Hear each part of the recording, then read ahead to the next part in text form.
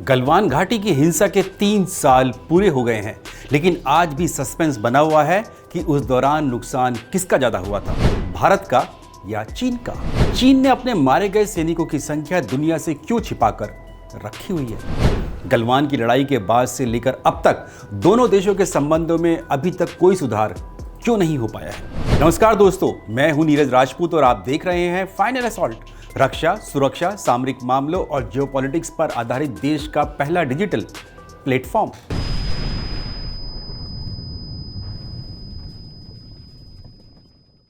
गलवान घाटी की हिंसा के 3 साल पूरे होने से पहले ही सोशल मीडिया पर कुछ ऐसी तस्वीरें सामने आईं जिनमें दिखाया गया है कि इस लड़ाई में भारत को बड़ा नुकसान उठाना पड़ा था। भारतीय सैनिकों को बंदी तक बना लिया गया था। घायल हुए भारतीय सैनिक भी इन तस्वीरों और वीडियो में दिखाई पड़ रहे हैं। साफ है कि गलवान घाटी की हिंसा की एनिवर्सरी से ठीक पहले इस तरह की तस्वीरों को दिखाकर भारत को इरिटेट करने की कोशिश की जा रही है। घी में आग डालने का काम कर रहे हैं कुछ मोदी सरकार के धुर विरोधी पूर्व फौजी। हालांकि गौर से देखने पर पता चलता है कि ये तस्वीरें और वीडियो नए नहीं बल्कि पुराने हैं। 3 साल पहले जब ये तस्वीरें सामने आई थी तो मैंने खुद भारत के सुरक्षा तंत्र से जुड़े जिम्मेदार लोगों से पूछा था कि वे अपनी तरफ की तस्वीरें क्यों नहीं साझा करते। ऐसे में साउथ ब्लॉक के एक अधिकारी ने साफ तौर से कहा था कि अब हम चीन के साथ सोशल मीडिया वॉर नहीं शुरू करना चाहते। लेकिन आज हम बात कर रहे हैं कि आखिर गलवान घाटी की लड़ाई में किसे ज्यादा नुकसान हुआ था, भारत को या चीन को? क्योंकि तभी से दोनों देशों के संबंध एबनॉर्मल है, यानी नॉर्मल नहीं है। 15-16 जून 2020 को पूर्वी लद्दाख से सटी लाइन ऑफ एक्चुअल कंट्रोल यानी LAC पर भारत और चीन के सैनिकों के बीच ये लड़ाई हुई थी। उस वक्त पूरी दुनिया की तरह भारत भी कोरोना महामारी से जूझ रहा था। उसी दौरान चीन की PLA सेना ने पूर्वी लद्दाख से सटी LAC में युद्ध अभ्यास के नाम पर बड़ी संख्या में अपने सैनिकों की तैनाती फॉरवर्ड लोकेशन पर कर दी। इस तरह सैनिक, टैंक, तोप और मिसाइलों की तैनाती दोनों देशों के बीच हुई संधि यानी शांति समझौते का उल्लंघन था। ऐसे में भारत ने भी बेहद तेजी से रीइंफोर्समेंट की, जिसका नतीजा यह हुआ कि दोनों देशों के सैनिक आपस में भिड़ गए। गलवान घाटी पूर्वी लद्दाख और अक्साई चीन का हिस्सा है। वही अक्साई चीन जिसे चीन ने 1962 के युद्ध में गैर कानूनी तरीके से कब्जा कर लिया था। 15-16 जून 2020 को यहां भारतीय सेना की बिहार रेजिमेंट की एक पूरी यूनिट तैनात थी। ये थी 16 बिहार, जिसके कमांडिंग ऑफिसर थे यानी CO थे कर्नल संतोष बाबू। कोरोना महामारी के दौरान जब भारतीय सेना ने कोविड प्रोटोकॉल के चलते LAC पर पेट्रोलिंग कम कर दी थी तो चीनी सेना ने यहां गुपचुप तरीके से अपनी एक पोस्ट यानी अस्थायी चौकी बना ली थी। इस पोस्ट को हटाने को लेकर भारत और चीन के सैनिक आपस में भिड़ गए। इस लड़ाई में हालांकि कोई गोली तो नहीं चली थी, लेकिन लाठी, डंडे और पत्थरों का जमकर इस्तेमाल किया गया था। चीनी सैनिकों ने अपनी लाठियों पर कटीली तारें लपेट रखी थी, जिससे बड़ी संख्या में भारतीय सैनिक घायल हो गए थे। लेकिन भारतीय सैनिकों ने चीनी सैनिकों के दांत खट्टे कर दिए थे। गलवान घाटी की झड़प के फौरन बाद भारतीय सेना ने आधिकारिक बयान जारी कर बताया कि चीन से लोहा लेते हुए कर्नल संतोष बाबू सहित भारत के कुल 20 सैनिक वीर गति को प्राप्त हुए हैं। इन 20 में से भारत ने 6 सैनिकों को बाद में अदम्य साहस और बहादुरी के लिए वीरता मेडल से नवाजा। हालांकि भारत ने साफ कर दिया था कि LAC पर चीन के साथ नो वॉर नो पीस वाली स्थिति है, लेकिन कर्नल संतोष बाबू को महावीर चक्र से नवाजा गया, जो युद्ध के दौरान देश का दूसरा सबसे बड़ा वीरता पुरस्कार है। भारतीय सेना ने शुरुआत में यह भी बताया कि कुल 76 सैनिक चीनी सैनिकों से लड़ते हुए घायल भी हुए। हालांकि सेना ने घायल हुए सैनिकों की लिस्ट को कुछ समय बाद ही अपडेट कर दिया और बताया कि कुल 96 सैनिक घायल हुए हैं। सेना ने यह भी बताया, यानी भारतीय सेना ने यह भी बताया कि इनमें से अधिकतर सैनिक हाइपोथर्मिया का शिकार हुए, यानी जबरदस्त सर्दी लगने से बीमार हुए हैं। दरअसल जिस जगह भारत और चीन के सैनिकों के बीच में लड़ाई हुई थी वहां गलवान नदी बहती है। लड़ाई के दौरान दोनों देशों के सैनिक एक पहाड़ी से गिरकर इस नदी में जा गिरे थे। क्योंकि ये लड़ाई रात में भी हुई थी और पूर्वी लद्दाख में गलवान घाटी करीब 14,000 फीट की ऊंचाई पर है, इसलिए वहां बेहद ठंड पड़ती है।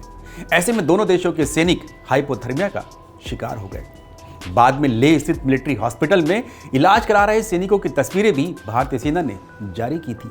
खुद तत्कालीन थल सेना प्रमुख जनरल मनोज नरवणे इन सैनिकों से मिलने अस्पताल भी गए थे। यानी भारत ने साफ कर दिया कि 20 सैनिक किल्ड इन एक्शन है, यानी उन्होंने मातृभूमि की रक्षा करते हुए सर्वोच्च बलिदान दिया है, और कुल 96 सैनिक घायल हुए हैं।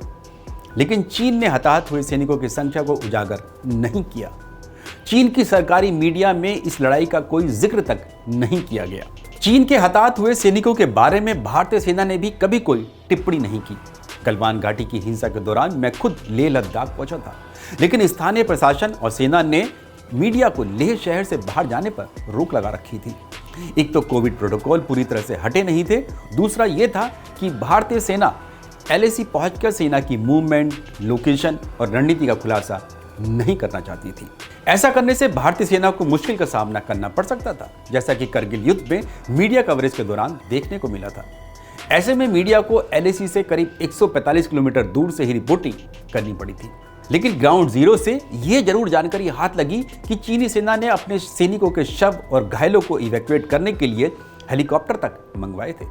ऐसे में इस बात के कयास लगने लगे कि चीन को भी इस लड़ाई में बड़ा नुकसान हुआ है।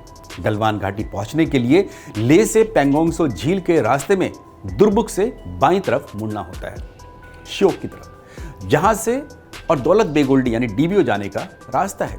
यह रास्ता आम नागरिकों और मीडिया के लिए पूरी तरह से आउट ऑफ बाउंड्स रहता है। वर्ष 2019 में बॉर्डर रोड ऑर्गेनाइजेशन यानी BRO ने दुर्बुक से श्योक और DBO तक के लिए एक नई सड़क बनाई थी, जिस पर टैंक भी आसानी से दौड़ सकते हैं। इस सड़क को DS-DBO रोड के नाम से जाना जाता है। कुछ सामरिक जानकारों का मानना है कि इस नई DS-DBO रोड के चलते ही चीन भारत से खफा था और गलवान घाटी की हिंसा का मुख्य कारण बना था। हालांकि ये मुख्य कारण तो नहीं माना जा सकता, लेकिन एक बड़ा कारण जरूर था। दरअसल 1962 के युद्ध में मिली हार के बाद भारत ने LAC के करीब इंफ्रास्ट्रक्चर डेवलपमेंट पर ज्यादा जोर नहीं दिया था। भारत को इस बात का डर सताता था कि अगर LAC के आसपास वाले इलाकों में सड़कें बनाई गई और फिर कभी चीन से युद्ध हुआ तो चीन देश के अंदर तक घुस सकता है। लेकिन पिछले 1-1.5 दशक से भारत ने अपनी इस रणनीति को पूरी तरह बदल दिया है। अब भारत और BRO ने 3488 किलोमीटर लंबी पूरी LAC यानी लाइन ऑफ एक्चुअल कंट्रोल पर, यानी काराकोरम पास दर्रे से लेकर पूर्वी लद्दाख, हिमाचल प्रदेश, उत्तराखंड, सिक्किम और अरुणाचल प्रदेश में सड़कों का जाल बिछा दिया है। साथ ही सैन्य छावनी, एम्यूनेशन स्टोर और डिफेंसेस भी तैयार कर लिए गए। इस इंफ्रास्ट्रक्चर से हुआ ये कि भारतीय सैनिकों ने LAC पर अपनी पेट्रोलिंग बढ़ा दी। चीनी सेना, जो साल में कभी एक आध बार ही पेट्रोलिंग के लिए आती थी, उससे दिक्कतें होने लगी। इससे दोनों देशों के सैनिकों के बीच कहासुनी, धक्का मुक्की और लड़ाई झगड़े होने लगे। वर्ष 2017 में हुए डोकलाम विवाद के बाद से तो इस तरह के वीडियो सोशल मीडिया पर ज्यादातर आने लगे। अभी तक चीनी सेना ओवर कॉन्फिडेंट थी कि भारतीय सेना उससे डरती है और पेट्रोलिंग के लिए LAC के आसपास भी नहीं फटकेगी। लेकिन अब भारत में नरेंद्र मोदी की सरकार बन चुकी थी, जो दुश्मन की आंखों में आंखें डालकर बात करना जानती है। फिर क्या था, भारत और चीन की सेनाओं के बीच तनातनी का नतीजा हुई गलवान घाटी की झड़प। 45 साल बाद LAC पर भारत और चीन की सेनाओं के बीच खूनी जंग हुई थी, जिसमें दोनों तरफ के सैनिकों की मौत हुई। रूस, अमेरिका और ऑस्ट्रेलिया की मीडिया ने अपने अपने देशों की इंटेलिजेंस एजेंसियों के हवाले से इस बात की खबर दी कि चीन की PLA सेना के कम से कम 40 से 45 सैनिकों की इस झड़प में यानी गलवान घाटी की झड़प में मौत हुई है। चीन ने फिर भी चुप्पी साधे रखी। बीच में चीनी सैनिकों के दफनाए जाने और उनके मेमोरियल तक की तस्वीरें भी सामने आई। फिर भी शी जिनपिंग के नेतृत्व वाली चीनी सेना चुप्पी साधे रही। यहां तक कि दुनिया भर में अपने बयानों को लेकर बेहद मुखर और विवादों में रहने वाले चीनी मुखपत्र ग्लोबल टाइम्स ने भी गलवान घाटी की झड़प को लेकर ना तो कोई टिप्पणी की और ना ही कोई लेख लिखा। गलवान घाटी की झड़प को लेकर चीन ने पहली बार मुंह खोला 8 महीने बाद, फरवरी 2021 में। चीन की CCP यानी चाइनीज कम्युनिस्ट पार्टी ने घोषणा की कि वेस्टर्न फ्रंट पर वीरता के लिए PLA सेना के 4 सैनिकों को मरणोपरांत बहादुरी मेडल से नवाजा जाएगा। इसके अलावा घायल हुए एक कर्नल को भी ये मेडल दिया जाएगा। उस वक्त भी चीन और चीनी की सरकारी मीडिया ने गलवान या भारत का नाम कहीं नहीं लिया। लेकिन CCP की इस घोषणा के बाद चीन में जबरदस्त विरोध शुरू हो गया। चीन के नागरिकों ने शी जिनपिंग की सरकार से गलवान घाटी की हिंसा का सच और उसमें हताहत हुए कुल सैनिकों की संख्या जानने की मांग शुरू कर दी। चीन के एक जाने माने ब्लॉगर ने तो ये तक खुलासा कर दिया कि सीसीपी ने जिन 4 सैनिकों को मरणोपरांत मेडल दिया है वे दरअसल लड़ते हुए नहीं मारे गए, बल्कि अपने साथी सैनिकों को रणभूमि से निकालने के वक्त मारे गए थे। चीन की कम्युनिस्ट सरकार इस खुलासे से तमतमा गई और 25 लाख फॉलोअर्स वाले इस ब्लॉगर को शहीदों का अपमान करने के जुर्म में जेल में डाल दिया गया। ट्विटर के चीनी वर्जन वाले उसके वीवो अकाउंट को सस्पेंड कर दिया गया।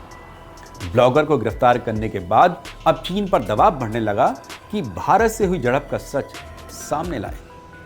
ऐसे में जून 2021 में सीसीपी ने चारों सैनिकों को मरणोपरांत वीरता मेडल देते वक्त उनके द्वारा किए गए साहसिक कार्यों का वर्णन तो किया, साथ में पहली बार गलवान घाटी और भारत का नाम खुलकर लिया गया। लेकिन यहां चीन की चोरी पकड़ी गई। 30 जून 2021 को चीनी भोपू ग्लोबल टाइम्स ने जो लेख जारी किया या लिखा, उसमें चारों सैनिकों के बारे में लिखा कि वे सभी वाकई अपने घायल सैनिकों को बचाने के दौरान ही मारे गए थे। इनमें से एक सैनिक को तो सीसीपी ने अपने शताब्दी समारोह में हीरो ऑफ द सेंचुरी का खिताब दिया। इस सैनिक का नाम चेन होंगयू था, जो अपने कर्नल शी फबाओ को बचाने के चक्कर में मारा गया था। ये शी फबाओ कोई और नहीं वही था जिसका कभी आईटीबीपी के अधिकारी से कहा सुनी का वीडियो जबरदस्त वायरल हुआ था। गलवान घाटी की हिंसा के दौरान शी फबाओ का एक फोटो और वीडियो भी सामने आया था, जिसमें भारतीय सेना के एक लेफ्टिनेंट कर्नल शी फबाओ को खदेड़ते हुए दिखाई पड़ रहे थे। मणिपुर के रहने वाले इस लेफ्टिनेंट कर्नल को बाद में वहां के मुख्यमंत्री ने घर जाकर सम्मान दिया था। कर्नल फबाओ को बाद में 2022 में बीजिंग में हुए विंटर ओलंपिक के दौरान मशाल लेकर दौड़ते हुए देखा गया। इन ओलंपिक का भारत ने बहिष्कार कर दिया था। ग्लोबल टाइम्स की रिपोर्ट से एक बात तो पक्की हो गई थी कि चीन ने जिन 4 सैनिकों को मरणोपरांत वीरता मेडल दिया था, वे कुल मारे गए सैनिक नहीं थे। मारे गए सैनिकों की संख्या कहीं ज्यादा थी। ठीक वैसे ही जैसे कि भारत के कुल 20 सैनिक लड़ते हुए मारे गए थे, लेकिन वीरता मेडल सिर्फ 6 को ही दिया गया था। लेकिन चीन ने आज तक अपने कुल हताहत हुए सैनिकों की संख्या का खुलासा नहीं किया है। साफ है कि चीन इस संख्या को बताकर भारत और दुनिया के सामने अपनी खिल्ली नहीं उड़वाना चाहता, फिर चाहे ऐसे में उसके सैनिकों का अपमान ही क्यों ना हो रहा हो। गलवान घाटी की झड़प के बाद से भारत और चीन के सैन्य कमांडरों के बीच 18 दौर की बैठकें हो चुकी हैं, लेकिन एलएसी का विवाद पूरी तरह खत्म नहीं हुआ है।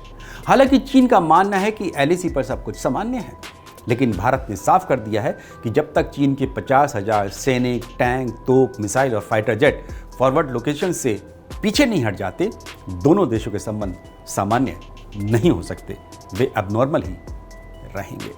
नमस्कार, जय हिंद। आपको यह एपिसोड कैसा लगा कमेंट बॉक्स में जाकर टिप्पणी जरूर करें। साथ ही फाइनल असॉल्ट चैनल को लाइक और सब्सक्राइब करना ना भूलें।